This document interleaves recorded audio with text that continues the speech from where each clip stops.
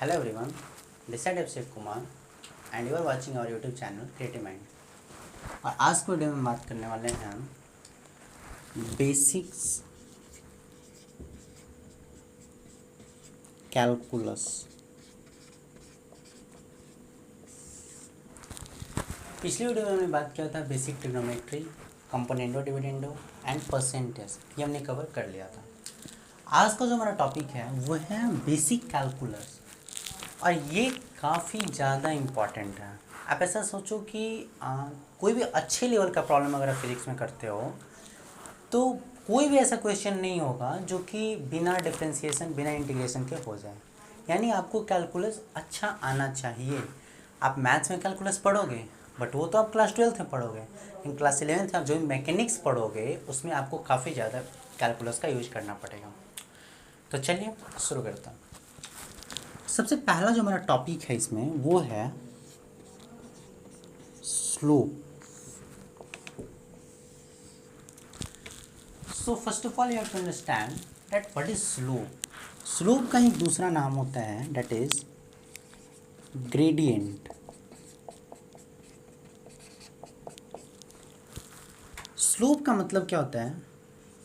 It is a number which represent it is a number which represent inclination of any line। इसका क्या मतलब है? देखिए, suppose दो लाइन है, एक ये एंड एक ये, ठीक है। आप देख करके इस फिगर से बता सकते हो कि ये वाला जो लाइन है ये एक्स एक्सिस के साथ कम एंगल पे है और ये वाला लाइन एक्स एक्सिस के साथ ज़्यादा एंगल बना रहा है। यानी हम कह सकते हैं कि जो ए लाइन है उसका इंक्लाइनेशन एक्स एक्सिस से ज़्यादा है in comparison to B line. और ये जो मेजरमेंट है ना इंक्लाइनेशन का, इसी को हमने नया टर्म बोला स्लोप या फिर ग्रेडियंट। स्लोप को हम लोग जनरली स्मॉल एम से रिप्रेजेंट करते हैं, ठीक है। तो देखते हैं कैसे इसको कैलकुलेट करेंगे। तो सपोज कोई लाइन जो है पॉजिटिव एक्स एक्सिस के साथ थीटा एंगल पे है। कितना? थीटा एंगल पे है। तो जो स्लोप होता है उस लाइन का हम लोग डिफाइन करते हैं, वो डिफाइन करते हैं tan थीटा। ये काफ़ी इंपॉर्टेंट है। कोई भी लाइन अगर पॉजिटिव एक्स एक्सिस के साथ थीटा एंगल बना रहा है तो उस लाइन का स्लोप होगा tan ऑफ थीटा, ठीक है। अब ऐसा सोचो कि थीटा जैसे ऐसे इंक्रीज करेगा, ठीक है, तो tan थीटा भी इंक्रीज करेगा। क्यों? tan जो है वो एक इंक्रीजिंग फंक्शन है। कैसे? tan 0 कितना होता है? 0। tan 30 कितना होता है? 1/√3। tan 45 कितना होता है? 1। tan 60 √3। जैसे जैसे एंगल को बढ़ा रहे हैं वैसे वैसे tan का वैल्यू भी इंक्रीज हो रहा है। यानी कि यहाँ पे जैसे जैसे थीटा बढ़ेगा वैसे वैसे क्या होगा? tan थीटा भी बढ़ेगा। tan थीटा ही तो क्या होता है? स्लोप। इसका मतलब जो लाइन एक्स एक्सिस के साथ जितना ज़्यादा एंगल बना रहा होगा उस लाइन का स्लोप उतना ही ज़्यादा होगा, ठीक है। नेक्स्ट चीज आप ये समझो कि यहाँ पे जो एंगल ले रहा है ना वो पॉजिटिव एक्स एक्सिस से ले रहा है। यानी कि अगर कोई लाइन ऐसा कुछ है और ये एंगल 30 डिग्री है, हम यहाँ पे ये नहीं कहेंगे कि इस लाइन का स्लोप हो गया tan 30 डिग्री। नहीं, पॉजिटिव एक्स एक्सिस ये है, यहाँ से इस लाइन का कितना एंगल है? कितना होगा? ये 150 डिग्री। तो इस लाइन का स्लोप कितना होगा? tan 150 degree. अभी हमने क्या पढ़ा? स्लोप क्या होता है लाइन का? tan of theta. थीटा क्या है? पॉजिटिव एक्स एक्सिस के साथ वो कितना एंगल बना रहा है। पिछले वीडियो में मैंने बात किया था कि जो tan थीटा होता है या फिर सारे ट्रिग्नोमेट्रिक रेशियो फर्स्ट क्वाड्रेंट में तो पॉजिटिव होते हैं, लेकिन सेकेंड क्वाड्रेंट में अगर हम बात करें यानी 90 से 180 के बीच में अगर एंगल हो तो tan क्या हो जाएगा? निगेटिव हो जाएगा, ठीक है। तो आप एक बात बताओ कि अगर ये एक लाइन है और दूसरा ये एक लाइन है, ठीक है, ये जो एंगल होगा ये कितना होगा? 90 से तो बड़ा होगा, यानी ऑब्ट्यूज एंगल होगा। और ये एंगल कितना होगा, 90 से छोटा होगा। तो हम देख करके बतला सकते हैं कि इस लाइन का स्लोप क्या है, ए लाइन अगर हम इसको कहें तो ए लाइन का स्लोप क्या है, पॉजिटिव है। और ये जो बी लाइन है इसका स्लोप क्या है, निगेटिव है। क्यों, क्योंकि ए का जो एंगल है वो 90 से कम है, वहाँ पे tan का वैल्यू क्या होगा, पॉजिटिव, और tan थीटा ही तो स्लोप होता है। तो हम कह सकते हैं कि जो भी लाइन पॉजिटिव एक्स एक्सिस के साथ एक्यूट एंगल बना रहा होगा उसका स्लोप क्या होगा, पॉजिटिव होगा। जो भी ऑब्ट्यूज एंगल बना रहा होगा उसका स्लोप निगेटिव होगा। नेक्स्ट, अगर कोई लाइन एक्स एक्सिस के पैरेलल है तो इसका स्लोप कितना होगा। तो ये पैरेलल लाइन एक्स एक्सिस के साथ कितना एंगल बना रहा है, 0 डिग्री। थीटा कितना है, 0। तो स्लोप कितना हो जाएगा, स्लोप होता है tan थीटा, यानी tan 0 डिग्री कितना हो जाएगा, 0। तो कोई भी लाइन अगर एक्स एक्सिस के पैरेलल है तो उसका स्लोप कितना हो जाएगा, 0। अगर कोई भी लाइन एक्स एक्सिस के परपेंडिकुलर है तो इसका स्लोप कितना हो जाएगा, स्लोप क्या होता है, tan थीटा। थीटा कितना है, 90 डिग्री। tan 90 कितना होता है, इन्फिनिटी। तो ये हो गया इसका स्लोप। सपोज ये एक लाइन है और ये एक लाइन है, ये दोनों आपस में पैरेलल है। तो हम कह सकते हैं कि ये अगर एंगल थीटा है तो ये भी एंगल क्या होगा, थीटा। क्यों, कॉरेस्पॉन्डिंग एंगल दो पैरेलल लाइन के बीच में, ठीक है। तो दोनों का स्लोप क्या होगा, इक्वल होगा। तो यहाँ से नेक्स्ट प्रॉपर्टी जो आया वो क्या आया, अगर दो लाइन पैरेलल है तो उसका स्लोप क्या होता है, इक्वल होता है। अगर दो लाइन परपेंडिकुलर है, अगर दो लाइन परपेंडिकुलर है इसका क्या मतलब हुआ, सपोज ये एक लाइन है और दूसरा ये एक लाइन है और ये दोनों परपेंडिकुलर है। तो यहाँ पे जो सबसे अच्छा सा प्रॉपर्टीज़ क्या होता है कि अगर इस लाइन का स्लोप है m1 और अगर इस लाइन का स्लोप है m2 तो ये दोनों का जो प्रोडक्ट होगा वो होता है -1। कैसे आया -1, देखें इसका प्रोडक्ट -1 कैसे है। सपोज ये एंगल जो है वो है थीटा, ठीक है, ये 90 डिग्री, ये थीटा, ये कितना होगा, यानी आप सीधा कह सकते हो ये एंगल आप निकाल सकते हो। कैसे है, आपको पता है ना कि एक्सटीरियर एंगल जो होता है वो sum of two interior opposite angle के इक्वल होता है। तो ये एंगल सीधा कितना हो जाएगा, 90 डिग्री प्लस थीटा। कह सकते हो, अगर ये नहीं समझ में आ रहा है तो आप ऐसे सोचो, ये थीटा, ये 90 डिग्री, तो ये एंगल कितना होगा, ये एंगल होगा आपका 90 डिग्री माइनस थीटा। तो ये एंगल कितना होगा, ये एंगल होगा टोटल, ये दोनों का सम 180 डिग्री और ये है 90 माइनस थीटा, तो ये कितना होगा 180 माइनस इतना। तो 180 माइनस 90 प्लस थीटा, ठीक है। अब अगर आप m1 लिखना चाहो तो m1 का वैल्यू क्या आएगा, m1 का वैल्यू आएगा tan थीटा। ये लाइन पॉजिटिव एक्स एक्सिस के साथ कितना एंगल बना रहा है, थीटा, tan थीटा। m2 बताओ, m2 क्या है, इस लाइन का स्लोप है, ये पॉजिटिव एक्सिस के साथ कितना एंगल बना रहा है, 90 डिग्री प्लस थीटा। तो ये हो जाएगा tan 90 डिग्री प्लस थीटा। पिछली वीडियो में हमने बताया था कॉम्प्लीमेंट्री एंगल वाला रिलेशन, क्या कि tan 90 प्लस माइनस थीटा हो तो cot थीटा में कन्वर्ट हो जाता है। तो ये हो जाएगा cot थीटा। अब साइन चेक करना है, ये कौन सा क्वाड्रेंट का एंगल हुआ, सेकेंड क्वाड्रेंट का। सेकेंड क्वाड्रेंट में tan क्या होता है, निगेटिव। तो यहाँ पे क्या हो जाएगा, माइनस cot थीटा। अब जरा m1 m2 को मल्टीप्लाई कर लो, तो m1 है tan थीटा, m2 है माइनस cot थीटा, तो ये ऑफकोर्स आ जाएगा -1। क्यों, cot थीटा को हम लोग क्या लिख सकते हैं, -1 tan थीटा। तो ये दोनों tan थीटा कैंसिल हो जाएगा, -1 बच जाएगा, ठीक है। तो ये दो इंपॉर्टेंट प्रॉपर्टीज देखिए। पहला क्या थे कि अगर कोई लाइन, अगर दो लाइन पैरेलल है तो उसका स्लोप इक्वल होता है, और अगर दो लाइन परपेंडिकुलर है तो उसका स्लोप का प्रोडक्ट जो होता है वो -1 के इक्वल होता है।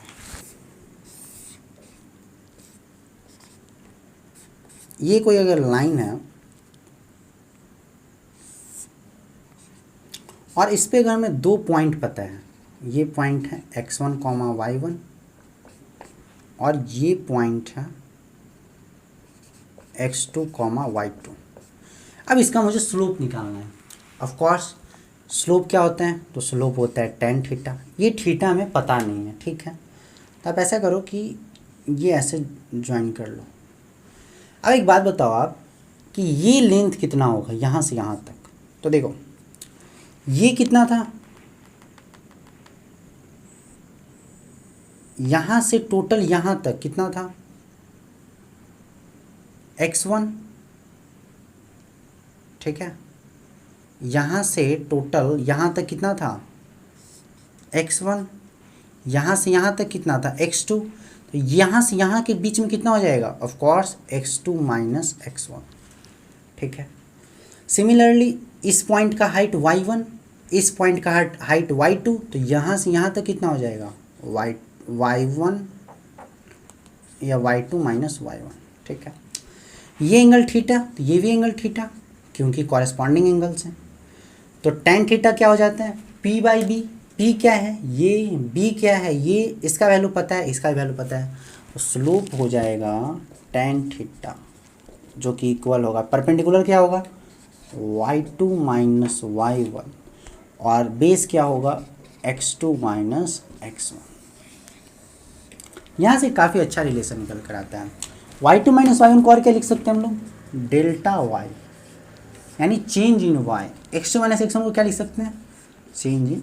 अगर किसी लाइन पे अगर 2 पॉइंट दिया हुआ है तो उसका हम स्लोप कैसे निकालेंगे, y2 minus y1 upon x2 minus x1। Equation of a straight line and slope intercept form।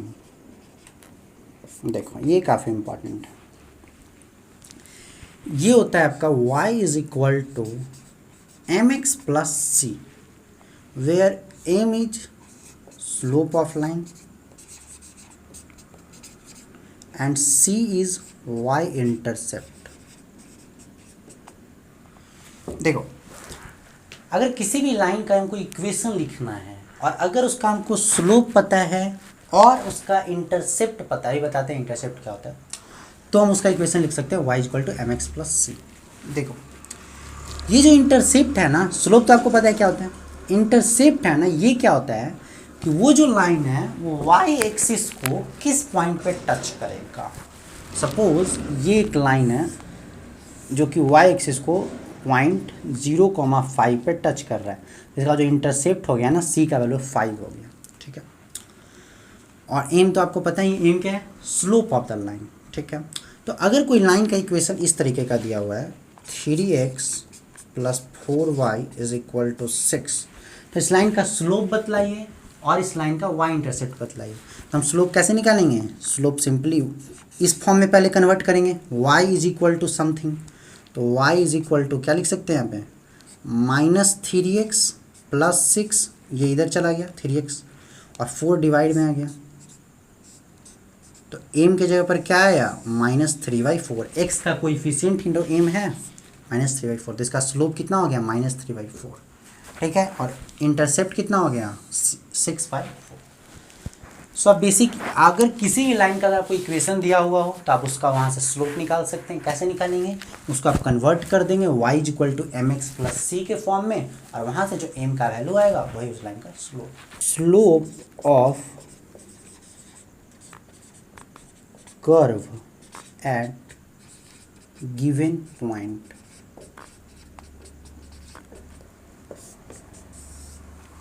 ठीक है। तो नेक्स्ट टॉपिक है किसी भी कर्व का हम लोग स्लोप कैसे निकालेंगे, ठीक है। तो देखो सपोज कोई भी एक कर्व है ऐसा, अगर हमको इसका कोई भी पॉइंट हमने एक P ले लिया और इस पॉइंट P पे अगर हमको इसका स्लोप निकालना है तो क्या करेंगे, तो ये हम लोग डिफाइन कैसे करते हैं ना कि इस कर्व का एक छोटा सा पार्ट हम लोग ले लेंगे और उस छोटा सा पार्ट का जो स्लोप होगा ना वही इस पॉइंट का वही इस पॉइंट पे स्लोप होगा इस कर्व का। नहीं समझ आया होगा, फिर से रिपीट करता हूँ। तो किसी भी कर्व का किसी भी पॉइंट पे अगर हमको स्लोप निकालना है, ठीक है, तो क्या क्या करेंगे, उस कर्व का उस पॉइंट के अगल बगल उस पॉइंट के आसपास छोटा सा उसका एक पार्ट ले लेंगे उस कर्व का, और उसका जो स्लोप आएगा वही उस कर्व का स्लोप होगा उस पॉइंट पे, ठीक है। सपोज हमको इस कर्व का स्लोप निकालना है P पॉइंट पे, तो हम P के आसपास इस कर्व का एक छोटा सा पार्ट सेक्शन ले लेंगे और इसका जो स्लोप आएगा ना इस सेक्शन का वही स्लोप होगा इस कर्व का इस पॉइंट पे। किसी भी कर्व का अगर हम एक बहुत ही छोटा सा पार्ट लें, बहुत ही छोटा सा एक सेक्शन लें, तो एक स्ट्रेट लाइन होता है। तो आप मान के चलो कि मुझे इसका स्लोप निकालना है, और इसका जो स्लोप होगा ना वही इस कर्व का स्लोप होगा इस पॉइंट पे, ठीक है। यानी आप दूसरे लैंग्वेज में ये भी कह सकते हो कि इस पॉइंट पी पे एक टेंजेंट ड्रॉ हमने कर दिया, और इस टेंजेंट का जो स्लोप होगा ना वही इस कर्व का स्लोप होगा इस पॉइंट पे, ठीक है। अब इसको एक बार नोट डाउन करके लिख लो, काफ़ी इंपॉर्टेंट पॉइंट है कि किसी भी कर्व का स्लोप कैसे हम लोग डिफाइन करते हैं। It is defined as slope of tangent at that point. जिस पॉइंट पे आपको स्लोप निकालना है किसी भी कर्व का, आप उस कर्व पे एक टेंजेंट ड्रॉ करो, और उस टेंजेंट का जो स्लोप होगा, टेंजेंट का तो स्लोप निकालने हमको आता है, क्योंकि अभी हम लोग स्ट्रेट लाइन का पढ़ के आए, दो फॉर्मूला पढ़े क्या, एक तो पढ़े tan थीटा और एक पढ़े y2 minus y1 upon x2 minus x1, ठीक है। तो उस टेंजेंट का जो स्लोप होगा ना उस पॉइंट पे, वही उस कर्व का भी स्लोप होगा उस पॉइंट पे, ठीक है। ये हो गया आपका। अब एक बात समझो, आप ऐसा कुछ समझो, ये कर्व है, कोई भी एक कर्व ले लेते हैं हम लोग। सपोज एक हमने कर्व ले लिया y equal to x square, इसका ग्राफ कुछ ऐसा होता है, ठीक है। सपोज हमको इस पॉइंट P पे x, y है P, इस पे हमको इसका क्या निकालना है, स्लोप निकालना है। हम क्या करेंगे कि यहाँ पे एक ड्रॉ करेंगे, इस पॉइंट P पे एक ड्रॉ करेंगे टेंजेंट, और इस टेंजेंट का जो स्लोप होगा ना वही इस कर्व का स्लोप होगा इस पॉइंट P, ठीक है। और क्या कह सकते हैं कि हमने एक छोटा सा इसका पार्ट लिया, सपोज करो हमने क्या किया, इस P पॉइंट के आसपास हमने एक छोटा सा इसका पार्ट लिया, सपोज ये था x, y, और इसमें बहुत छोटा सा चेंज किया, बहुत छोटा सा ऊपर गया, सपोज करो ये पॉइंट, इसका स्लोप निकाल लेना, ठीक है। तो ये जो पॉइंट है इसका x कोऑर्डिनेट हो गया, मान लो x प्लस dx। dx क्या है, dx है a small change in x, dy क्या है, a small change in y, very small change in y and very small change in x। तो यहाँ पे हमको काफ़ी बगल वाला पॉइंट लेना है, क्योंकि क्या डिफाइन किए थे स्लोप ऑफ कर्व, कि एक छोटा सा सेक्शन ले लो उस कर्व का और उसका स्लोप निकालो, ठीक है। हमने ले लिया एक छोटा सा सेक्शन, हम इसका स्लोप निकाल रहे हैं। स्लोप निकालने के लिए हमको क्या चाहिए था, क्या बतलाए थे, y2 minus y1 upon x2 minus x1। तो एक पॉइंट उनको दिया हुआ है x, y। दूसरा हमने क्या किया, जस्ट बगल में उसका एक पॉइंट ले लिया, ठीक है, क्योंकि काफ़ी छोटा सा एक सेक्शन कट किया ना, तो काफ़ी छोटा चेंज आएगा x में, x plus d x, y में भी काफ़ी छोटा सा चेंज आएगा, y प्लस डी वाई। अब इसका निकालना है हमको स्लोप। स्लोप क्या होता है, y2 minus y1 upon x2 minus x1, तो y plus d y minus y, तो y cancel, x plus d x minus x cancel, तो यहाँ पे जो स्लोप आ गया वो आ गया dy अपॉन dx। ये काफ़ी इंपॉर्टेंट है। क्या आया, एक बार फिर से सब चीज़ को समराइज करते हैं। क्या बतलाया हमने, slope of curve at a given point. इसको हम लोग कैसे डिफाइन करते हैं, तो कर्व का एक छोटा सा सेक्शन ले लो, उसका स्लोप निकाल दो, या फिर उस पॉइंट पे एक टेंजेंट ड्रॉ कर दो, उसका स्लोप निकाल दो। दोनों सेम ही चीज़ हुआ, एक छोटा सा पार्ट ले लिया, उसका स्लोप निकाल दिया, या फिर यहाँ पे एक टेंजेंट ड्रॉ कर देता, इसका स्लोप निकाल देता। तो हमने स्लोप निकाला, कैसे निकाला, एक्स वाई एक पॉइंट हम लोग मान लो गिवन था P पॉइंट, इसमें हमको स्लोप निकालना था। हमने क्या किया कि छोटा सा चेंज किया x में, x plus d x just उसके बगल वाला point, y plus d y just उसके बगल वाला पॉइंट, और दोनों में हमने लगा दिया क्या फार्मूला, कौन सा formula, y2 minus y1 upon x2 minus x1। यहाँ से जो स्लोप आ गया वो आ गया dy by d x. D y क्या है, a small change in y, d x क्या है, a small change in x। तो यानी कि हम कह सकते हैं कि अगर किसी भी कर्व का स्लोप निकालना है हमको किसी भी पॉइंट पे, तो उसका क्या करेंगे, d y by d x ले लेंगे, और इसी को हम लोग कहते हैं, d y by d x को ही हम लोग कहते हैं derivative of y with respect to x। D y by d x को क्या कहते हैं, derivative of y with respect to x, ठीक है। तो अगर किसी भी मान लो कि कर्व है, अगर टेंजेंट का स्लोप निकालना हो गया किसी पॉइंट पे, क्या करेंगे, d y by d x ले लो उस पॉइंट पे। D y by d x कैसे लेंगे वो बताते हैं आगे। यहीं से आता है डेरिवेटिव यानी फिर डिफरेंशिएशन। कैसे कि किसी भी डिफरेंशिएशन क्या बतलाता है, तो किसी भी कर्व का स्लोप बतलाता है उस पॉइंट P। अगर हम एक लाइन में समराइज करना चाहें इस वाले पॉइंट को, तो हम लिख सकते हैं कि dy/dx जो होता है ना, dy/dx, इसको हम लोग कहते हैं क्या, derivative of y with respect to x। ये इक्वल होता है slope of tangent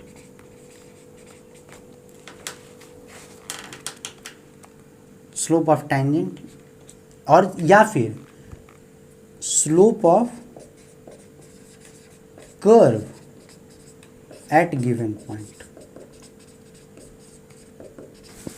I hope आपको स्लोप समझ में आ गया होगा। तो बस आज के लिए इतना ही काफ़ी है, और नेक्स्ट वीडियो में हम लोग बात करेंगे डिफरेंशिएशन।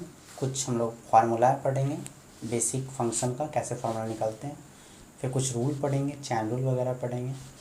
सो तब तक के लिए गुड बाय, मिलते हैं नेक्स्ट वीडियो में। Thank you.